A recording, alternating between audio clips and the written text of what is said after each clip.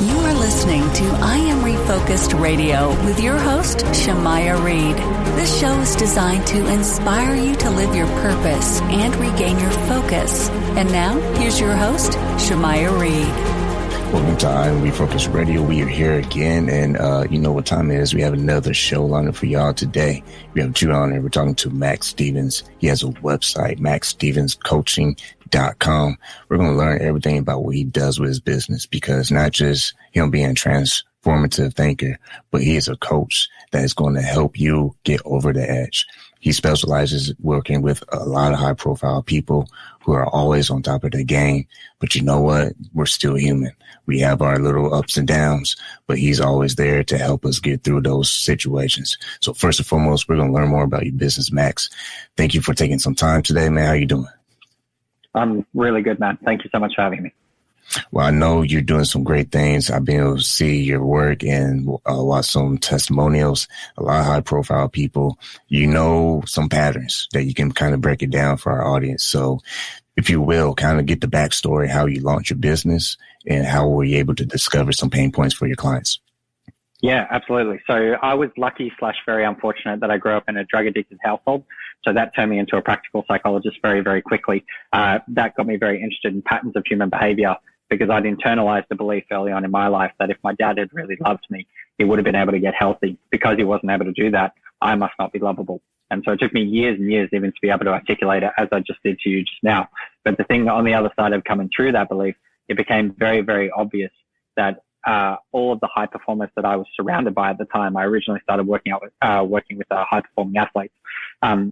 All of the high performers that I was surrounded by at the time were doing the same thing, just in their own way. They were seeking an external outcome to heal an internal pain point. And so that got me interested in like the arc of the high performer and the arc of the CEO, and what their psychographic really is like, what their psychological architecture really is like. And so now, like the adage in my work is I say, you work on your goals and I'll work on you. And so that synergy that I've created with, as you say, I'm very, very lucky to work with the people that I do. That synergy has created, I'm very blessed to say, really good outcomes. When you look into behind the scenes of high performers, a lot of those who are on the come up, like they're not reaching the peak yet, but they're trying real hard to. We always hear the quote unquote, I have it all. But there's sometimes, and even those people who are lucky or fortunate to have it all, they still some spots in their life where they still feel empty. So for our audience, kind of give some examples of some clients where they feel like, man, I have all this greatness in my life, but I'm still feeling like I'm empty inside. Oh yeah, absolutely. So in order to effectively answer that question, we have to understand where the high performer's journey begins. So the high performer's journey begins normally in one of two places. Number one is a significant pain point that they experience in their own life, or number two is a deep feeling of insignificance that they feel in their own life. And so what happens is they internalize this idea that they are insignificant. And so they seek out external outcomes, achievements, businesses, money, insert whatever you'd like, to sort of disconfirm this foundational belief that they have through formative experiences of feeling insignificant, whether that's through, similar to my story, whether that's they got bullied when they were younger, whether it's that, fill in whatever you'd like. But there's a feeling of insignificance that then they sort of seek an external outcome to disconfirm. The challenge by way of the quote unquote people who quote unquote have it all is the reason why they still feel empty is because no external outcome can heal that internal blockage or pain point. And so what happens is they will often challenge me and say, yeah, Max, but you don't understand. That's just because I haven't achieved this yet, whatever this is, right? And so like I can remember not too long ago, I ran a digital conversation for 45 different CEOs from different companies. And I said, just notice that when you first started your business, you would have killed somebody to be in the position that you're in now. And you're no happier than you were when you first started. And you're all going to push back against what I'm saying and say, yeah, but Max, you don't understand. That's just because I haven't gotten here yet. But here, notice that you're already on the green side of goals that you said would make you happy. So how do we know, like, for all of you CEOs who think that you're so clever, are you seeing the pattern that is playing out here? And so that through that process, that normally gets the high performer very interested in their internal experience rather than achieving external outcomes. That then turns into the integration of those emotional pain points. And the deep irony is that on the other side of integrating those pain points, the high performer is now more successful than ever before because their journey is about self-expression rather than a path of self-healing. A lot of people end up getting stagnant in life. And a lot of times that can be to a lot of reasons. But when you work with clients one-on-one and you come across a situation where they feel like they plateaued or they just feel like, wow, like I see in my mind that I want to reach this next goal, but I just feel like, man, I'm riding on E. It's almost negative E. How do you address those situations when they express they feel like they're stagnant and they're just trying to... So if it's in a business context, right? So one of the things that I'll often talk about with high performers is I go, imagine that you hired an absolute gun for your business, someone who is just an absolute rock star. What would you want to do with their schedule? And normally the business owner will turn back to me and say, I would want to get everything off their schedule so that person could just go be awesome and win us business. And I said, the thing that you're not understanding is you are that person. You are that team member. You are that employee. And so I'm very, very lucky to sit in the seat that I do by way of different business owners, because the pattern that I observe is I can see which businesses are growing really fast, which businesses are growing a bit slower. You know, I'm sort of in this very, very lucky seat. And the businesses that grow really fast is like the fundamental difference is very, very simple, which is that the business owner or the key decision maker spends more of their time on the things that actually grow the business.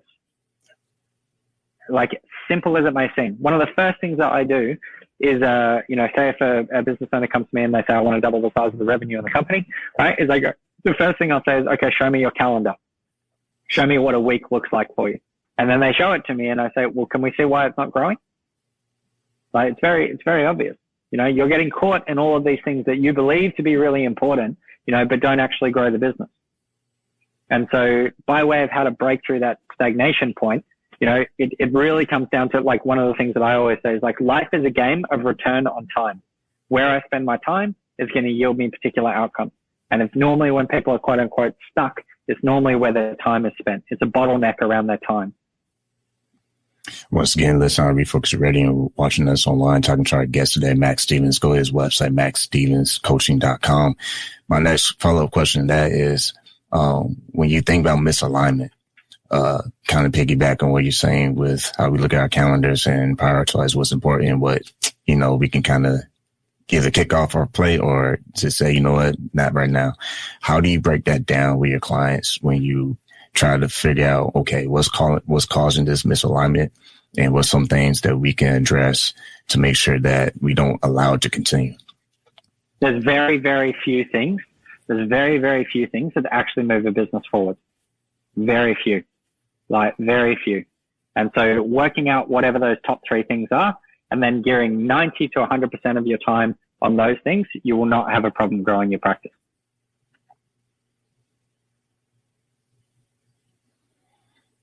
I like when we notice a lot on this show, a common thread with high performance individuals like yourself. There's one thing that is clear, and that is you have a target. You know what you're actually trying to hit, or at least you know what is driving you. And on this show, the bingo word is purpose. When you see clients who finally lock in on not just a why, but what is driving their why, what is the story that is a part of their whole life? Because without that piece, like that's gonna be a lot of stuff missing on the formula piece. Because if you don't have your why and your purpose driving you every day, then as soon as the storm hits you, you're gonna fold. Right. Yeah. I mean, you speak beautifully. I think one of the patterns that I have observed in high performers is that the ground that they build their life on, like the epistemic and psychological ground that they build their lives on, is often very poor. And what I mean by that is, like, if I'm working with let's say an executive comes to me or a CEO comes to me and they say, we want to double the size of the revenue of the business. That's like a very common goal. And then I would say, okay, well, why do you want that? And I said, you could have come to me for anything, right? This is the thing that you chose. Why do you want that? And they'll say, so I can prove to all of those people who said I couldn't do it that I can. And I'll say, well, don't you think a better use of our time is just to forgive those people? Because then you wouldn't have to do this at all. And so they often, I find, people tend to build their lives on very shaky ground. And so because they build it on very shaky ground, they don't build it from a place of contribution. They don't build it from a place of connection. They don't build it from a place of community. They often build it from a place, like I said, of disconfirming a deeply held belief about themselves. And so because they often do that, when the storm comes, so to speak, is that epistemic ground isn't strong enough to survive a lot of storms, and so my work fundamentally is about integrating those experiences so that way they have much better ground to stand on, so that they can actually express themselves in the world. And they're no longer attempting to heal themselves through their business, but rather about to have a meaningful impact in the world, or a purpose, if you like. And one of the things I talk a little about in my book is we need a purpose beyond ourselves. So in other words, we need a purpose that extends just beyond me and my petty individual needs, right? And so if we look at this even from an evolutionary biological perspective, tens to hundreds of thousands of years, our ancestors lived in tribes. They lived in tribes in the forest. And your success was predicated upon the contribution that you made to that tribe. So did you go and get the berries? Did you go and hunt the fish? Did you go and catch the animal? Etc. You would bring that back, right? And you'd be celebrated in that tribe. Now, tens to hundreds of thousands of years later, right? We know the tribe is no longer like our little corner of the forest. Now it's the world, because we live you're obviously in the States, I'm in Australia. We can have a conversation and we can contribute to each other. And so the question now no longer is what can I contribute to my tribe, but what would I like to contribute to the world? And when we're coming at our purpose from this place, all of those things that we herald in Western materialist culture, like money, status, stuff, success, etc., all of those come just as a natural byproduct of living out that purpose. When people understand that a title is basically just the starting point, is the person behind the title that makes the title. And how I like how you illustrated how we get sometimes in these traps where it's like, well, if I'm not going to be like so-and-so, or if I'm not going to be like this business, or if I'm not going to prove this group of people wrong about what I can or can't do as a, business professional or person, as an individual, those are traps.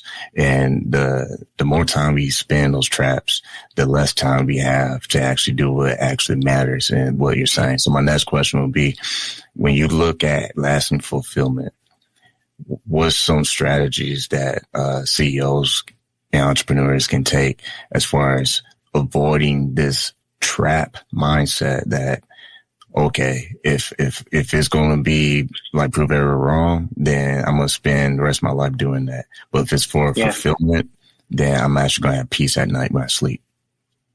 The first thing that I would say is stop thinking about you so much. So in other words, start getting your attention off of you and start getting your attention around who you can help and what you can do to serve them. That's good, because we live in a world where you just want to scroll away to compare yourself to Joan Smith and what he's been doing, or what Susie Taylor has been doing. And these are made up names, by the way. But it's funny how we end up in a vicious cycle of, okay, I had to compete with so-and-so. I got to compete with this brand. And what's funny is, I want you to talk on this point. How easy is it? I know the answer, but I'm just doing it for the audience. Is it to find your own lane? Because I feel like there's more peace when you find your sweet spot versus trying to force yourself to be like someone else's sweet spot, because you don't know what they had to go through to get to where they are. Yeah. So the first place that I would start in terms of finding one's lane is start with your gifts. So like one of the approximations that I make around the term gifts is that your gifts are actually not meant for you. Your gifts are meant for the world, and they come through you. So like normally when we speak about our approximation of the term gifts, we think of it often as like gifts that the universe has given me, like things that come really easily to me. But I would argue that your gifts are not meant for you. Your gifts are meant to come through you in the service of something bigger than you. And so we start with your gifts.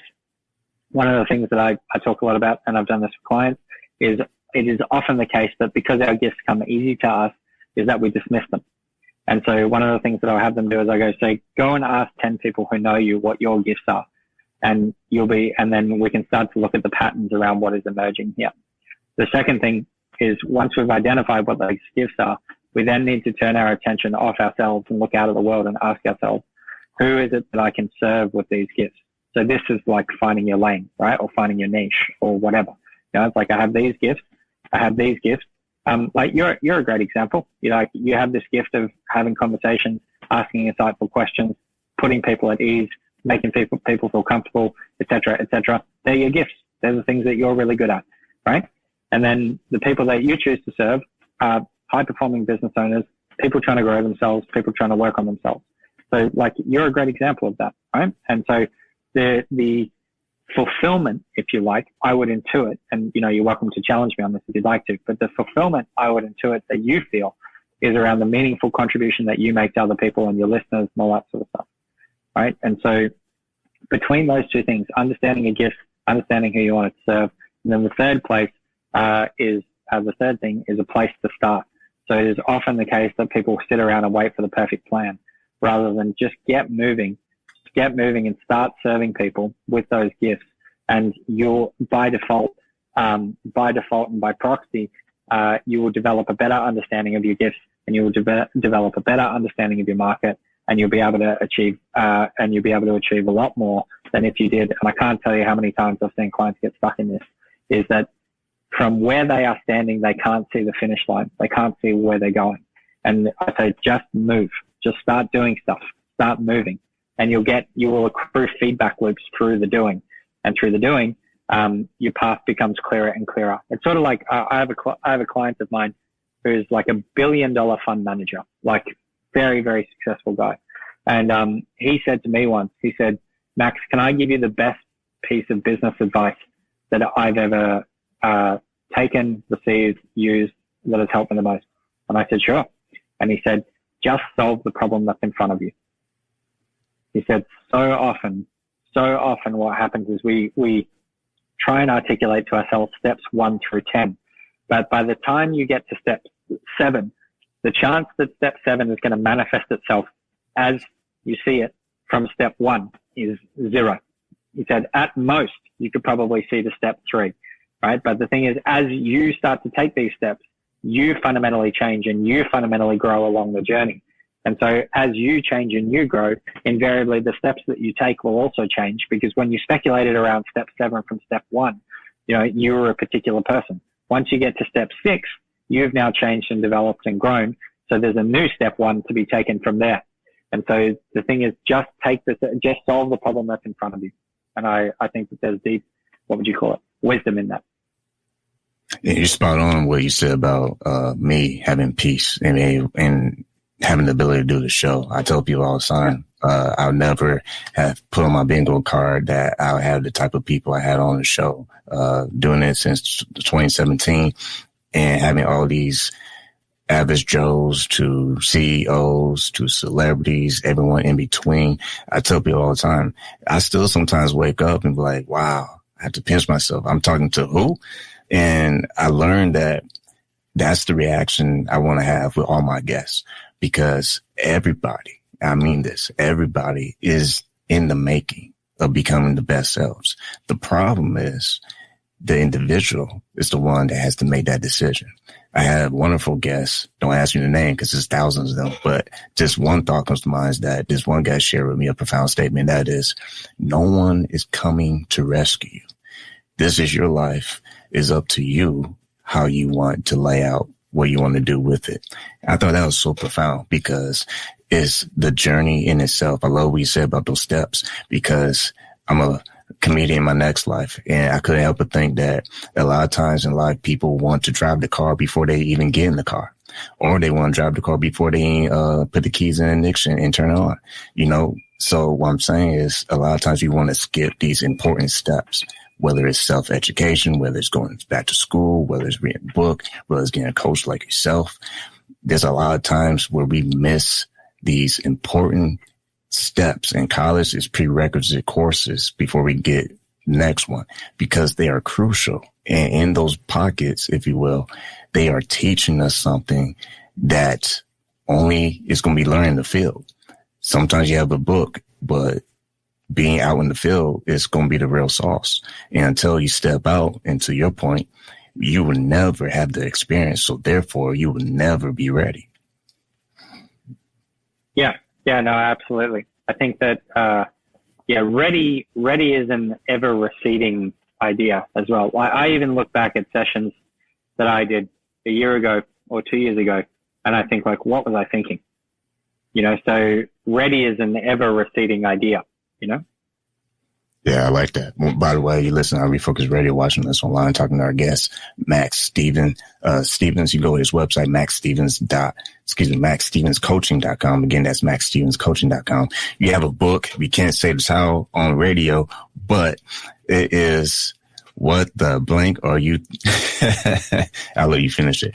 But this book is coming out soon, right? It's not available right now. We're recording on May 1st, 2025, but it's coming out, I believe, next month. Let us know some details on that. Yeah, absolutely. So the book title by way of radio would be WTF Do You Actually Want? And so the book is a no-nonsense guide to finding a life with purpose. And so the book originally started out as a documentation of all of the patterns that I observed within high performers that I work with and their sort of journeys. And so what I sort of lay out in the book is it's a very no-nonsense read. It's very short, very digestible. It's very conversational. It's very alive and not dry at all. There's a lot of cursing in the book. It's a very down-to-earth read. A conversation between the reader and the listener, a reader and I suppose myself as the author. And it's filled with jam-packed with exercises that someone can do to find their purpose. The pre-release will be next month in June. You can find it on Amazon if they're interested. But I think, originally, one thing about me is I hate self-help books. I have always hated self-help books. I think they are filled with fluff and recycled ideas and authors indulging in their own self-proclaimed genius. And, one of the things I talked a lot about in the author's note of the book is when I originally wrote the book, it was 80,000 words, 500 pages long, and when I was reading that back, I said, you're making the same mistake as every other self-help book back, and the thing that I did is I stripped everything down to the absolute bare essentials. So you can read it really quickly. Like I said, very no nonsense and very digestible. Last question for you is, when you think about belief systems, I mean, you kind of spill the tea however you want to, but from your personal experience being an entrepreneur and dealing with high profile people, how do you believe belief systems can impact a person's decision making and also how they navigate their business journey? Yeah, absolutely. So everyone, all of your listeners, I would intuit, are listening to your show because in their life, they want better outcomes. So outcomes are the things that we're all after, right? Outcomes are downstream from behavior. So as in the way that I behave in the world generates those outcomes, right? Where I spend my time, conversations that I have, actions that I take, etc., all within the neighborhood of behavior. Upstream from behavior, right, is our decisions. So what we decide to do. So, and upstream from our decisions is our thinking. And upstream from that further still is our worldview. And our worldview is where all of those, what would you call it, beliefs and epistemic positions sit. And so the counterintuitive thing is that I've observed not a lot of people are able to make that connection, is that the outcomes that you are getting in life, or the lack of outcomes that you're getting, are all downstream from your worldview. And so one of the things that I talk a lot about within business is I say the chokehold of your business is your personal psychology. And so the business can never outgrow your own development. And so if the business isn't growing, it's probably because you're not. You really just cut that fat off because, I mean, that was straight to the point, and I liked how you packaged that because I never heard it put in that way, in that unique way. And I think that comes definitely from not just experience, but someone who understands what it means. I always say this sometimes on the show, land the plane, because you can fly and enjoy the scenery for so long. And then before you know it, it's like, oh man, we're about to have an emergency if I don't make a decision to make this come to a full close. So in our last thoughts, man, first I want to say thank you for taking time talking to our audience. But lastly, if someone is hearing this and seeing this and they want to work with you, they don't have to cut the, worry about the fat, and they just want to cut to the chase. How can they set up an appointment to meet with you and see if they'd be a good fit? Yeah, of course. Just go to maxstevenscoaching.com. Stevens is spelled with a PH, so maxstevenscoaching.com. They can book in a conversation with me. It's free, doesn't cost you anything, and I'm happy to help. Like always, man, you've been watching us online, hearing us on radio, and where you get your podcast. Been talking to Max Stevens. Like always, man, appreciate your time, man. Thanks for having me, man.